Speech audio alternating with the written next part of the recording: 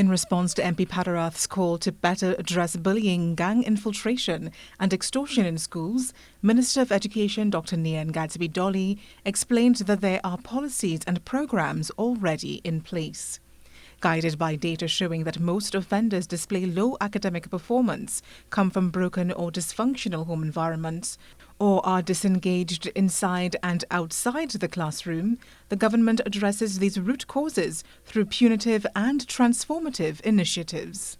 One such route is through amended curriculum and revision programs. When we looked at how they scored in the lower secondary proficiency examination that they just took 2 years later, 52% of them increased in English language arts, 44% of them increased in math, and 89% of them increased in English language arts. And that is what we are doing. That is what we are doing to give students who may have been disengaged before, we are giving them a chance to transform their behavior. Minister Gadsby-Dolly added that even when punitive measures like suspension and expulsion are employed, students are still offered psychosocial support.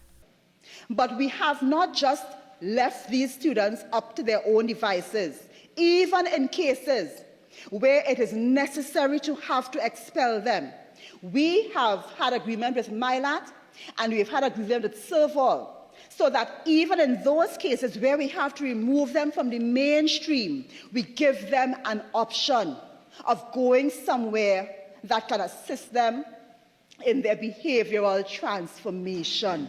Minister in the Office of the Prime Minister, Ayanna Webster-Roy, added that the government's holistic approach in the schools must be enhanced by a whole-of-society approach. The real issue is the violence, our seemingly high tolerance for violence, and how we change mindsets and change attitudes and change behavior. What is critical to bring about the change that we want, a more peaceful society, schools that are free of bullying, communities, societies free of bullying, is information, public education, and sensitization.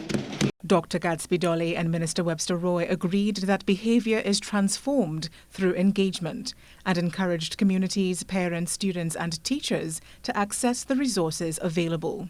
One resource Minister Webster-Roy highlighted is youngcaribbeanminds.com, a directory of mental health and well-being services directed to our nation's children. Stacey Edward, TDT News.